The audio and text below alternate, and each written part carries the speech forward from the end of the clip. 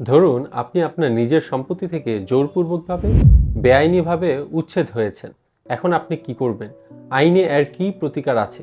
আজকে আমরা জানব জোরপূর্বকভাবে বেদখলকৃত হলে করণীয় কি এবং আইনে এর কি প্রতিকার।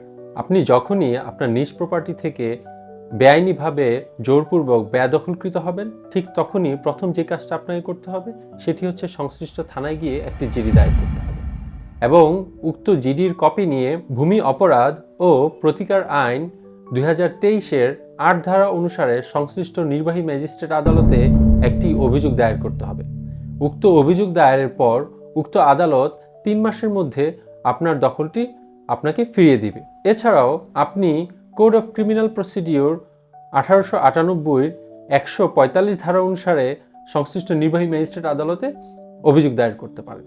সেই ক্ষেত্রে সংশ্লিষ্ট নির্বাহী ম্যাজিস্ট্রেট দেখবেন যে আপনি উক্ত অভিযোগ দায়েরের পূর্ববর্তী 2 মাসের মধ্যে বেদখলকৃত হয়েছেন কিনা। যদি হয়ে থাকেন আপনার দখলটি আপনাকে বুঝিয়ে দিবে। যদি বেদখলকৃত হওয়ার পর আপনি পরবর্তী 2 মাসের মধ্যে সংশ্লিষ্ট নির্বাহী ম্যাজিস্ট্রেট কোর্টে কোনো অভিযোগ দায়ের না করেন, তাহলে আপনাকে পরবর্তী 6 মাসের মধ্যে সুনির্দিষ্ট প্রতিকার আইনের 9 ধারা অনুসারে সংশ্লিষ্ট আদালতে একটি মামলা দায়ের করতে হবে।